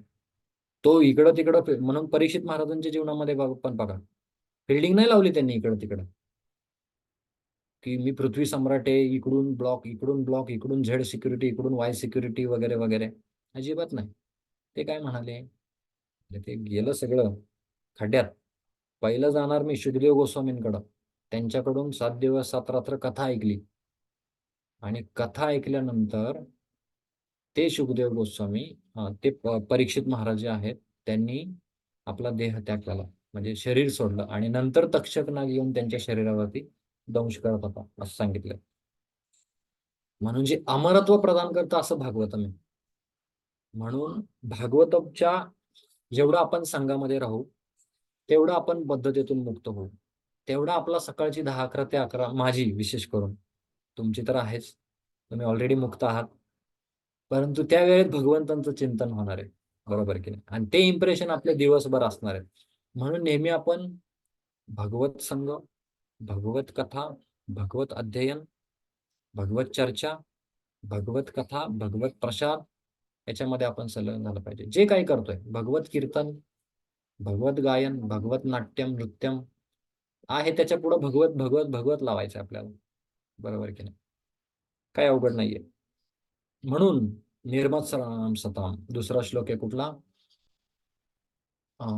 कुठला श्लोक आहे दुसरा, वाचायला लागेल. कलियुगाचा प्रभाव आहे, आपण 3 गुणांमध्ये आहोत, त्यामुळं विसरतोय आपण. धर्म प्रोजित कैतव, तोच आहे ना. धर्म प्रोजित कैतवत्र परमो निर्मत्सराणाम सता.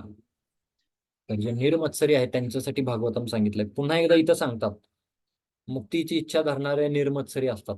म्हणून जर आपल्यामध्ये कोणाबद्दल जर मत्सर असेल तर तो आपण काढून टाकला पाहिजे, निर्मत्सरी राहिला पाहिजे. एखाद्याला वाटेल अरे असं काय, एका बाजूला अर्जुनाला युद्ध करायला सांगतात आणि इकडे म्हणतात निर्मत्सरी व्हा, निर्मत्सरी व्हा. तर भगवंत नेहमी सहन करण्यावाल्याच्या पक्षामध्ये आहेत. बघा तुम्ही शास्त्रामध्ये जावा, भगवंत नेहमी जे सहन करतात त्यांच्या पक्षामध्ये असतात. भगवंत हे जो माजुरा आहे, किंवा माजुरा हा शब्द थोडासा अवघड विचित्र आहे, परंतु जो हुकुमशाही करतो भगवंत त्याच्याकडे नसतात, जो सहन करतो ना त्याच्याकडे असतात. म्हणून आपण सहन करायला शिकलं पाहिजे. मात्रा स्पर्श असतो कौंतेय शीतोष्ण सुख दुःखदा आगमा पाहिलं नित्या स्थांती तीक्षस्व भारत. तर सहन करण्याची जी कला आहे ना ती सगळ्यांमध्ये नसते. भल्या भल्यांची विकेट पडते, भले भले त्रिफळाचीत होतात. म्हणून सहनशीलता ही आपण जोपासली पाहिजे. कोणी काही बोलू द्या, सहन राहिलं पाहिजे. तर हे मी बोलतोय पण ते ऍक्च्युली कृतीत आणणं खूप अवघड आहे, परंतु आपल्याला वारंवार त्या गोष्टीबद्दल चिंतन करावं लागेल जेणेकरून आपली सहनशीलता वाढेल. घरामध्ये लहान मुलं असतील, मुलं तुम्हाला किरकिर करणार आहेत, ते तुमचं डोकं आउट करणार आहेत, बरोबर की नाही. घरामध्ये एक व्यक्ती असेल, पती असेल भांडत असेल, पत्नी असेल भांडत असेल, त्या स्थितीमध्ये आपल्याला शेवटी सहन केलं पाहिजे. यालाच गृहस्थ जीवन म्हटलंय. गृहस्थ जीवन म्हणजे असं नाही की एकदम मस्त घर आहे, सांगल तसे ऑर्डर प्रमाणे सगळं येतंय, भाजीला पण मीठ भारी एकदम, ऑफिसमध्ये पण बॉस चांगला आहे. अजिबात नाही, ही भक्तीच नाही, हे गृहस्थ जीवनच नाहीये. गृहस्थ जीवन म्हणजे, आणि प्रत्येक जण आपलं आत्मपरीक्षण करू शकतो. जर असं घरी नसेल तर, याप्रमाणे जर असेल सगळं, तर तुम्ही भाग्यवान आहात. परंतु तसं गृहे ते गोलोक भाय, भक्तिविनोद ठाकूर म्हणतात ना, मला हे घर गोलोकासारखं वाटतं. तर भक्तिविनोद ठाकूरांसारखा आदर्श आपण ठेवला पाहिजे. काय, अरे घरामध्ये एक कीर्तन करतंय, एक भगवंतांची आरती करतंय, एक भगवंतांना भोग लावतंय, एक कथा करतंय, असं घरामध्ये वातावरण पाहिजे. म्हणून नेहमी सांगितले आपल्याला की निर्मत्सरी जर राहायचं असेल, तर जे निर्मत्सरी आहेत, जे भगवंत आहेत, त्यांच्या जर आपण कथा केल्या तर आपण निर्मत्सरी होऊ शकतो. ठीक आहे. ते देवी देवतांकडे जात नाहीत किंवा घोर रूप जे आहेत त्यांची, तर त्यांना नाकारत नाहीत. तर मी त्या दिवशी सांगितलं देवी देवतांबद्दल की देवी देवतांबद्दल आपल्याला अजिबात कुठलाच तिरस्कार किंवा हे नसलं पाहिजे. देवी देवता हे सुद्धा भक्त आहेत. म्हणून राधेश्याम प्रभूजींनी महाराजांना प्रश्न विचारला की इंद्र एवढे अपराध करतात तरी सुद्धा भगवंत त्यांना का सेवा देतात. तर महाराजांनी सांगितलं, आता हे बोलून तुम्ही अपराध करताय. कारण का, जर कधी चुकून इंद्राच्या हाताखाली जर जायला लागलं तर म्हणतील की तू त्यावेळेस महाराजांना काय प्रश्न विचारला होता. तर एकतर देवी देवता भगवंतांना समजू शकत नाही, आणि दुसरी गोष्ट अशी आहे की काही गोष्टीमध्ये देवी देवता सुद्धा भगवंतांना सहाय्य करतात, किंवा भगवंतांची ही इच्छा असते की मला पुढे येणाऱ्या लोकांसाठी ही लीला सांगायची, तर त्याच्यामध्ये तुम्ही हे करा. म्हणून आपण त्या गोष्टीवरती जास्त हे केलं पाहिजे की कशा पद्धतीने आपण भगवत कथा किंवा भगवत लीला किंवा भगवंतांचे भक्त आहेत त्यांचा अपराध नाही केला पाहिजे. आणि ते कोणाची उपासना करतात किंवा भक्ती करतात, तर भगवंतांची. ज्यांना मुक्त व्हायचंय ना, बघा इथं खूप छोटं आणि साधं प्रिन्सिपल सांगतात प्रभुपाद किंवा सुत गोस्वामी, की मुक्त जर व्हायचंय ना, तर ज्याला मुक्तीचं वरदान आहे ना त्याच्याकडे गेलं पाहिजे. मुक्तीचं वरदान कोणाकडे, जे मुकुंद आहेत त्यांच्याकडे, किंवा ह्याला म्हणतात स्वतः भगवंत अवतारी.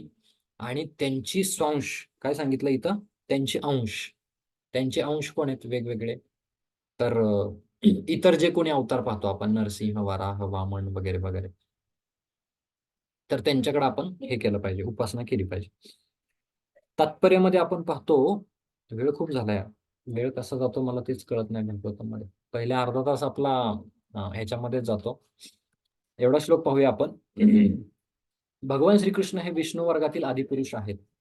ते स्वतःला पूर्णांश आणि विभिन्नांश अशा दोन्ही निरनिराळ्या वर्गात विस्तारित करतात. तर आपण पाहिलं वर्गीकरण किंवा भगवंत कसा विस्तार करतात.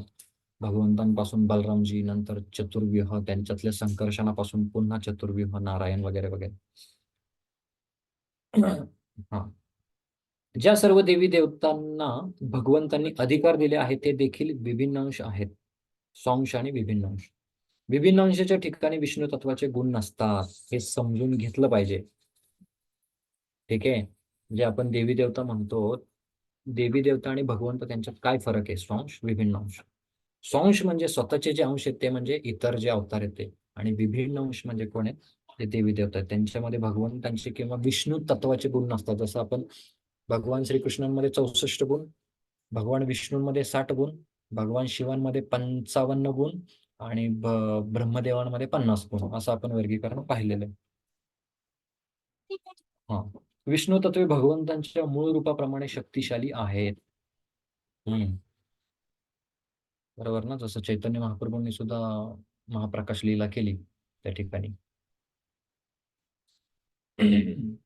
निरनिराळा काळ आणि परिस्थिती यांचा विचार करून भगवंत शक्तीची निरनिराळी रूपे प्रकट करतात.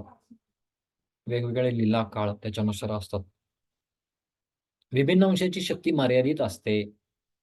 त्यांना विष्णू तत्वांप्रमाणे अमर्याद शक्ती नसते. जर असती तर ब्रह्मदेवांनी हिरण्यकशिपूला लिमिटेड शॉप दिलाच, हे दिलाच नसता वरदान, बरोबर की नाही? किंवा जर तेवढी शक्ती असती तर इंद्राणी भगवान श्रीकृष्णांना पराजित केलं असतं, बरोबर की नाही? तर तेच इथं प्रभुपाद सांगतायत. म्हणून विष्णू तत्वे किंवा भगवान नारायणांचे पूर्णांश यांना कधीही जीवांप्रमाणे विभिन्नांश समजू नये. काय सांगितलंय? देवी देवता आणि भगवंत यांना एक समजू नये. जर कोणी असे केले तर तो त्या क्षणी अपराधी होतो. त्याला म्हणतात मायावाद. सामान्य जीव आणि त्याला पाषंडी म्हणतात. पाखंड धर्माचे पाळन करणे पाखंड खंडन. कलियुगामध्ये पुष्कळसे मूर्ख लोक दोन्ही वर्गांना समान मानण्याचा घोर अपराध करतात. अहो, हे तर जाऊ द्या. साऊथ मध्ये जर तुम्ही गेला ना, एखाद्या हिरोचे असा अभिषेक वगैरे घालतात ना, महामूर्ख प्रकार येतात की त्याला सर्वस्व समजतात. किंवा आता एक आमच्या गावी एक आमदार गेला तर आमचा विठ्ठल गेला म्हणतात. तर थोडं कुठं एक स्पार्क असतो त्याच्यामध्ये, थोडं त्याच्या लोकांच्या बळावरती हे करून तो निवडून येतो आणि त्याच्यानंतर तो जातो तेव्हा आमचा विठ्ठल गेला किंवा हे असं म्हणतात लोक. तर अशा लोकांना प्रभुपाद म्हणतात मूर्ख लोक ते अपराध करतात. हे भौतिक शक्तींशी असणाऱ्या संबंधानुसार विभिन्न अंश हे निरनिराळ्या वर्गात विभागले आहेत. आणि त्यातले काही कालभैरव खूप डेंजर येतात, म्हणून इथं घोर रूप म्हटलेलं आहे. बघा इथं कालभैरव, स्मशान भैरव, शनी, महाकाली आणि चंडिका यांच्यासारखे आहेत. या देवतांची पूजा प्रायः तमोगुणी लोकांकडून केली जाते. जे तमोगुणी लोक आहेत ते यांची उपासना करतात, पूजा करतात. भस्मासूर जसा होता, बरोबर की नाही? ब्रह्मदेव, शंकर, सूर्य, गणेश आणि इतर अशांसारख्या जे देवता आहेत त्या रजोगुणी मनुष्यांकडून पूजल्या जातात. बघा त्याच्यामध्ये पण स्तर दिलेले आहेत. ठीक आहे, असे लोक भौतिक उपभोगाच्या इच्छेने उद्युक्त होतात. तथापि आपण सांगितलं रजोगुण म्हणजे काय? भौतिक इच्छा, भौतिक भोग भोगण्याची इच्छा. तथापि जे वास्तविकपणे प्रकृतीच्या सत्वगुणात आहेत ते केवळ विष्णू तत्वांची उपासना करतात. विष्णू तत्व हे कुठलं? नारायण, दामोदर, वामन, गोविंद, अधोक्षज इत्यादी विविध नामांनी असतात, बरोबर की नाही? तर हे या ठिकाणी सांगितलंय. म्हणून सुपात्र ब्राह्मण शाळीग्रामच्या रूपाने आविर्भूत झालेल्या विष्णू तत्वांची पूजा करतात. बघा ब्राह्मणांना काय सांगितलंय त्या ठिकाणी? शाळीग्रामची, म्हणजे जर तुम्ही शाळीग्राम जर आणलं तर तुम्ही ब्राह्मण पाहिजे, त्याच्यामध्ये एक नियम आहे त्याच्यामध्ये, बरोबर ना? आणि क्षत्रिय आणि वैश्य यांच्यासारखे उच्चतर वर्णांचे लोकही सामान्यतः विष्णू तत्वांचीच उपासना करतात.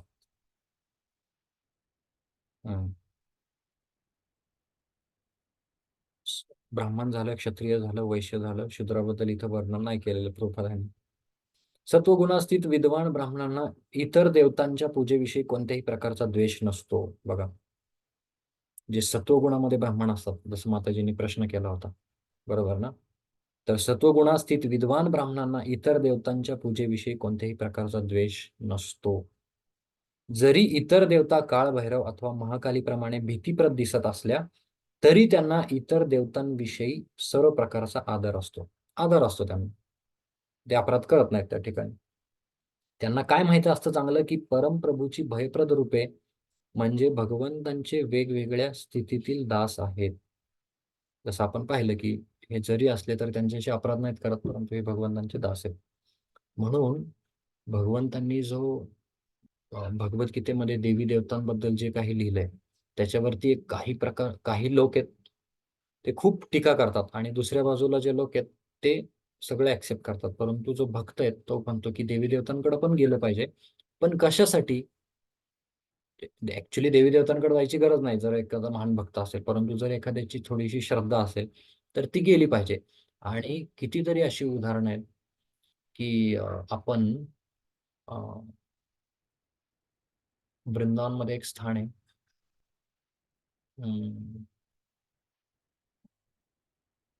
सरोवराच्या शेजारचं स्थान आहे. कुठलं स्थान आहे ते?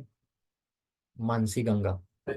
मानसी गंगेमध्ये सनातन गोस्वामी राहत होते आणि सनातन गोस्वामींकडे एक शिवभक्त आला. त्यांनी शिवजींची खूप उपासना केली. शिवजींनी सांगितलं की माझ्यापेक्षा श्रेष्ठ त्या सनातन गोस्वामींकडे आहे, त्या बाबाजींकडे आहे. तिथं गेले ते आणि सनातन गोस्वामींचं माहिती आहे आपल्याला, त्या कुसुम सरोवरामध्ये तो मणी वगैरे टाकला. आणि म्हणजे त्याच्यातून काय सांगायचं की जे शिवजींचे जे भक्त आहेत, थोडक्यात निस्सीम जरी भक्त असतील तरी शिवजी त्यांना शेवटी भगवंतांकडेच पाठवतात किंवा भगवत भक्तांकडे पाठवतात. असे बरेच उदाहरणं आहेत आपल्या ह्याच्यामध्ये की काही भक्त अगोदर शिवजींचे भक्त होते. जसं एक आपलं कुठलं मंदिर आहे आपल्या ह्याच्या चौपाटी मंदिराच्या शेजारी ह्याचं मंदिर कोणतं आहे शिवजींचं? ब वरून नाव आहे काहीतरी. बाबुलनाथ मंदिर. हा बाबुलनाथ मंदिर. हा बाबुलनाथ मंदिर. हा तर एक ब्रह्मचारी होते ते अगोदर बाबुलनाथ मंदिरामध्ये जायचे. बाबुलनाथ. तर त्या मंदिरामध्ये गेल्यानंतर त्यांना हळूहळू अशी प्रेरणा झाली की इथंच नजीक आपल्या चौपाटीचं राधा गोपीनाथ मंदिर आहे. आणि ते ब्रह्मचारी सांगत होते की जे बाबुलनाथजी आहेत किंवा जे भगवान शिव आहेत तर त्यांनीच त्यांना प्रेरणा दिली की तू भगवान किंवा राधा गोपीनाथजींकडं तू जा. आणि ते सांगतात मोठ्या ह्याने. तर असं आपण पाहतो.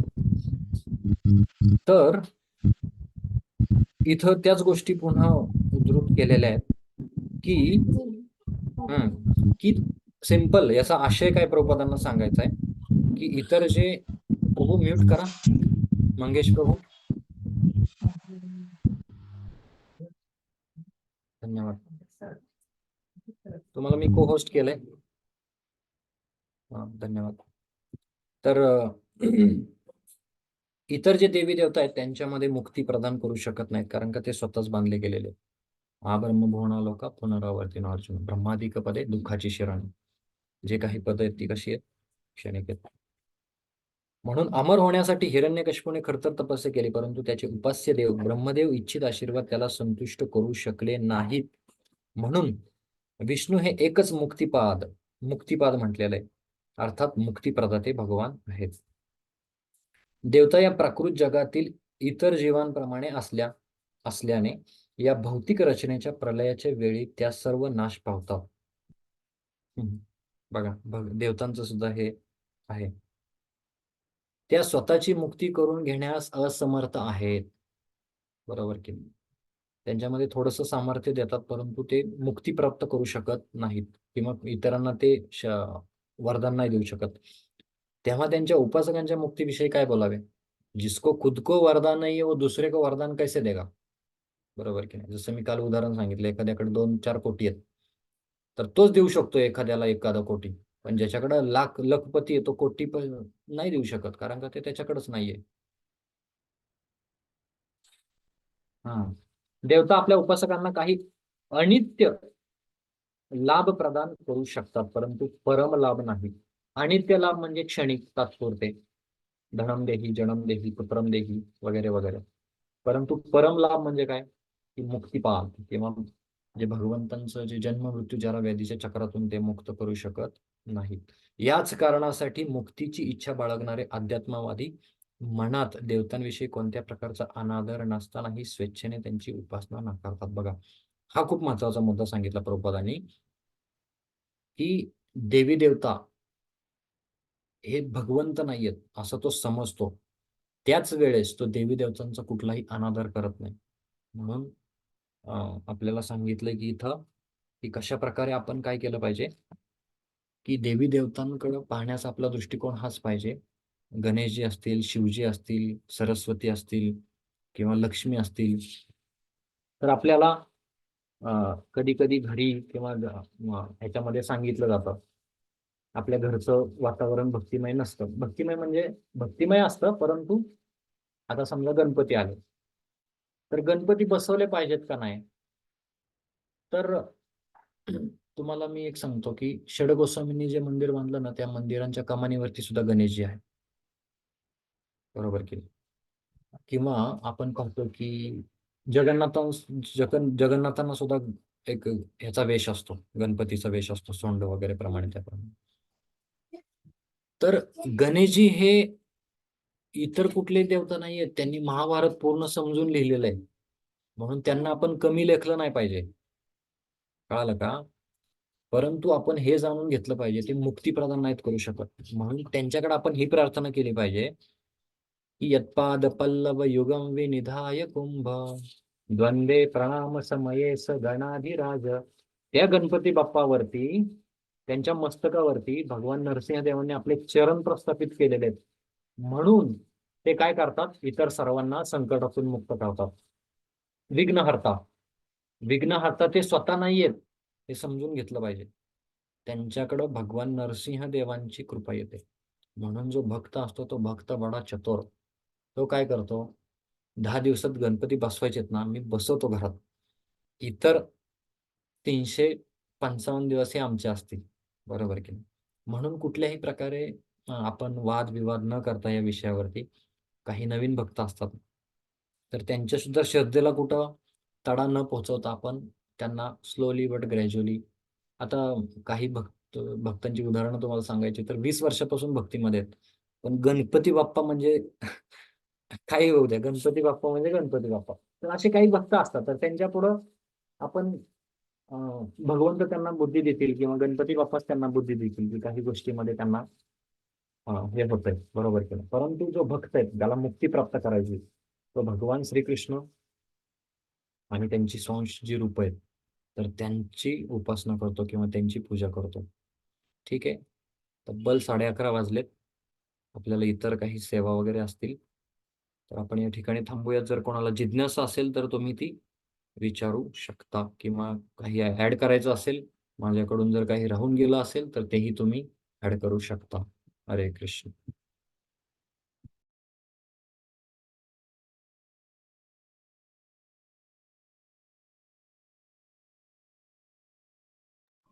हरे कृष्णा प्रभूजी.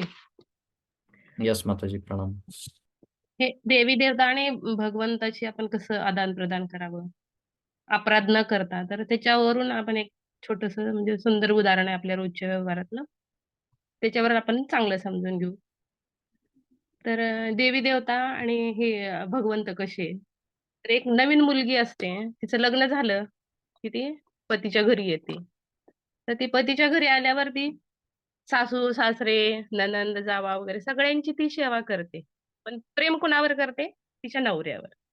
तसं आपण देवी देवतांचा पण आदर केला पाहिजे आणि प्रेम फक्त भगवंतावर करायचं. असं म्हणायचं नाही की दीर काय नवरा काय एकच आहे, असं म्हणतो का कधी?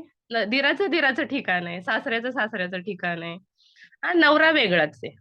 नवऱ्यावर आपण प्रेम करायचं, तसं भगवंतावर प्रेम करायचं आणि इतर देवी देवतांचा पण आदर करायचं. त्यांना म्हणजे असं कमी समजायचं नाही. तर असं खूप आपण छान, खूप केलं छान पाहिजे. माताजी, उदाहरण आवडलं. खूप छान.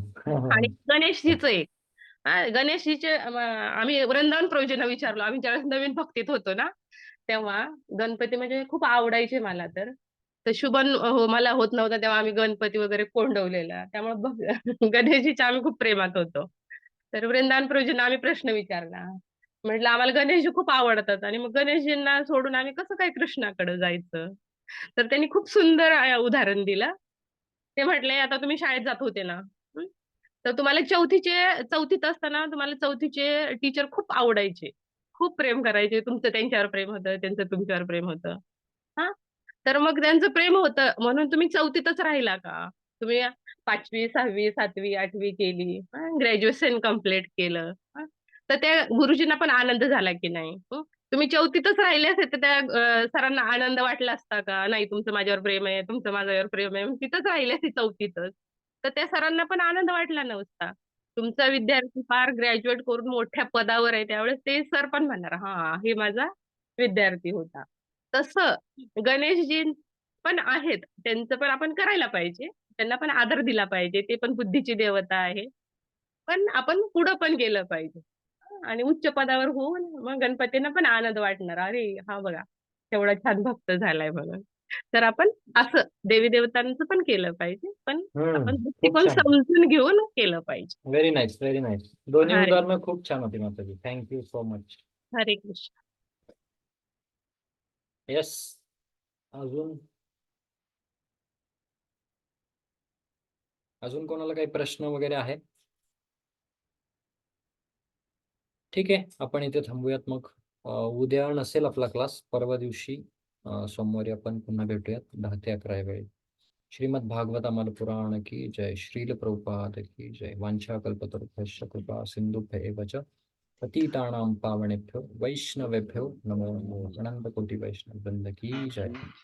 जय श्री कृष्णा दंडवत प्रणाम Prabhu ji, thank you so much. Gopinath Leela Prabhu की जय. जय जय जय जय जय हरे जय. कृष्ण.